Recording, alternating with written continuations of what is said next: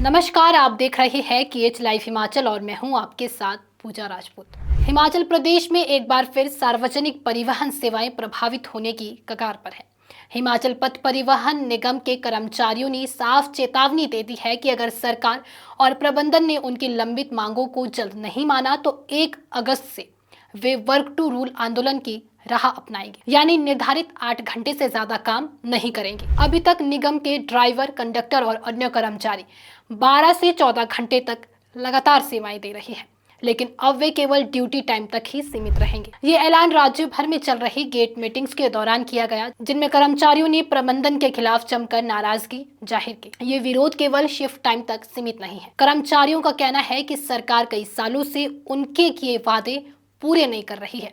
Driver union के प्रदेश उपाध्यक्ष जीवन राणा ने बताया कि 2016 से लंबित एरियर का कोई अता पता नहीं है और 2018 के बाद से महंगाई भत्ता भी नहीं दिया गया है। इतना ही नहीं, समय पर वेतन नहीं मिलना अब आम बात हो गई है। जो कर्मचारी दिन रात बर्फबारी, बारिश, यहाँ तक कि आपदा के दौरान भी बस सेवाएं सुचारू रखते हैं, उन्हें ओवरटाइम का भुगतान तक नहीं किया जाता।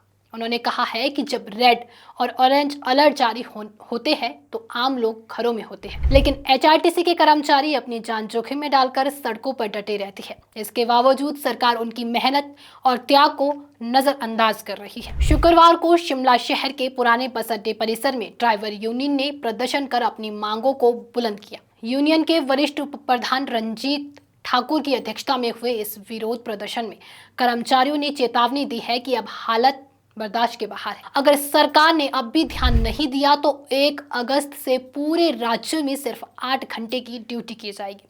इसके बाद सेवाएं बंद कर दी जाएंगी। इस चेतावनी का सीधा असर प्रदेश की हजारों बसों और लाखों यात्रियों पर पड़ेगा। ड्राइवर यूनियन के इस आंदोलन को राज्य HRTC कंडक्टर यूनियन का भी पूरा समर्थन मिला है। यूनियन ने एक मत से तय किया है कि वे ड्राइवर यूनियन के साथ मिलकर आंदोलन का हिस्सा बनेंगे और 1 अगस्त से सीमित कार्य अवधि के तहत काम करें, यानी कर्मचारी अब तय 8 घंटे से 1 मिनट भी ज्यादा काम नहीं करेंगे। ड्राइवर यूनियन ने जानकारी दी है कि 23 जुलाई तक प्रदेश भर में गेट मीटिंग्स और जन जागरूकता अभियान चलाया जाएगा। इन बैठकों में कर्मचारियों को संगठित किया जा रहा है कि ताकि सरकार तक उनकी आवाज मजबूती से पहुंचे। यूनियन ने यह भी साफ किया है कि ये आंदोलन किसी राजनीतिक मकसद से नहीं बल्कि कर्मचारियों के अधिकारों के लिए है। वेतन, भत्ते, पदों की भर्ती और ओवरटाइम का भुगतान, ये सभी बातें अब सिर्फ मांगे नहीं बल्कि जरूरी शर्तें बन चुकी। इस पूरे मामले में प्रदेश सरकार और HRTC प्रबंधन अब तक चुप्पी साधे हुए है। ना तो कोई बातचीत की पहल हुई है और ना ही कोई समाधान सुझाया गया है।